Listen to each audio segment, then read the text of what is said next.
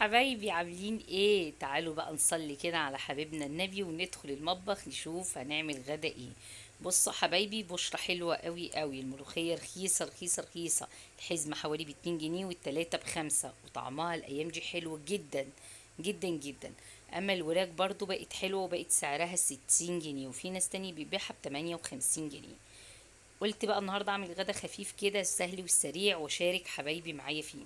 ايه هو؟ جبت كده الوراك وابتدأت علقت على الميه لحد ما غليت، وبحط في الميه طماطمايه وبحط فيها حبهان. ليه بقول كده؟ عشان ليا بنت اختي ما بتحبش الطماطم في الشوربه، فبقول لها من خلال الفيديو ده ان الطماطم في الشوربه بتحولها. هنا بقى يا حبايبي زهقنا من رز ابو شعريه، قلت اعمل لهم كده افاجئهم بشويه رز ابيض، لان هم مش من عشاق الرز الابيض قوي. نزلت كده بشويه زيت وكمان معلقه سمنه ونزلت بالرز. هنا بقى بعمل ايه؟ بصراحه مش دراعي وجعني، مش قادره اعمل بالمخرطه. فهعمل ايه؟ هخرط الملوخيه كده في الخلاط، بحط الشوربه دافيه مش سخنه. هنا كانت خلاص الملوخيه خلصت معايا. وعايزه اقول لكم لما بتكون معموله في الخلاط بتدي اللون ده لما بتكون الشوربه دافيه. وهنا بقى بنزل بيها بواحدة ماجي حتى لو انا مزودها شوربة. تمام.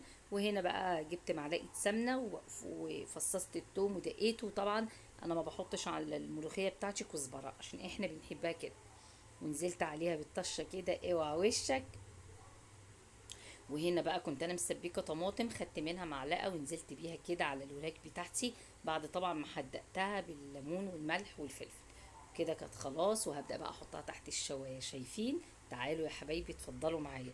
غدا سهل وسريع وكمان خفيف، وتعالوا اتفضلوا معايا ما يغلاش عليكم. يلا بقى يا حبايبي انزلوا حطوا لي لايك واشتراكوا الجميل، وربنا يسعد قلبكم يا رب زي ما بتسعدوني ويخليكوا ليا وما يحرمنيش منكم ابدا. لايكات لايكات لايكات.